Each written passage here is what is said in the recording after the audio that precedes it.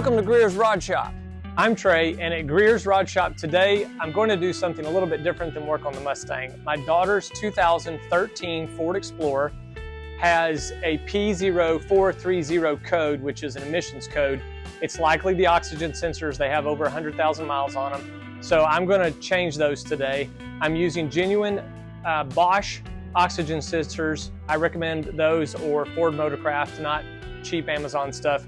No telling how long those will last. So let's get started. I bought a couple of different oxygen sensor removal tools. We'll see which one works best. Since the Mustang is currently occupying the lift, I'm going to have to use jack stands to get the car up high enough to roll around underneath to get to the oxygen sensors. First, we're going to remove the engine cover. There's a little plastic screw here.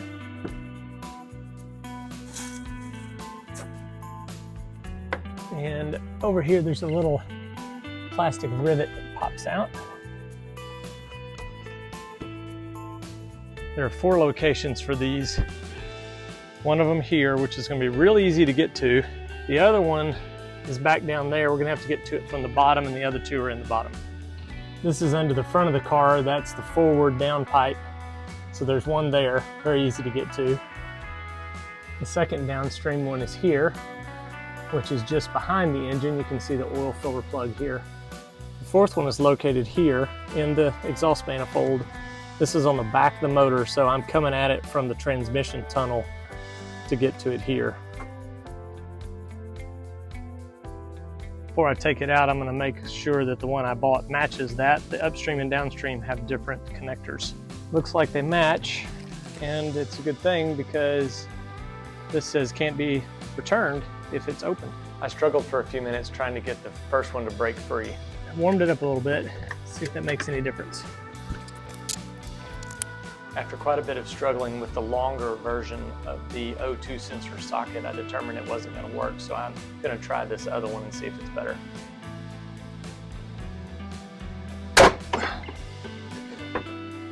I got it. First boss at the auto shop when I was in high school said that anytime it breaks loose, your wrench is going to fly off, and that's just what happened. And I banged my elbow. He always said it would cost you a knuckle or 2.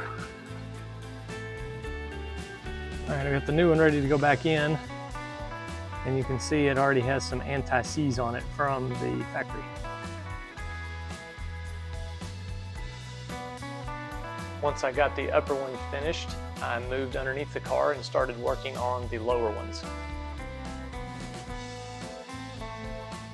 I couldn't get a good camera angle to show the removal of the lower one in the rear, but it was over near the passenger side front tire, and it was very easy to remove.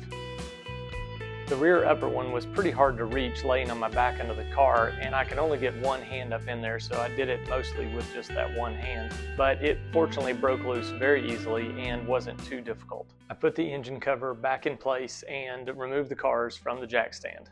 One final thought about these sockets. The one on the left would work pretty good if you didn't have a very tight oxygen sensor, but the one on the right worked much better and gave me much more leverage for the tighter ones.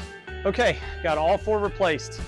The one here on the front, the easiest one to get to, was the hardest to get off, but the other 3 underneath went very quickly and easily, broke loose easy, so I think we're all done.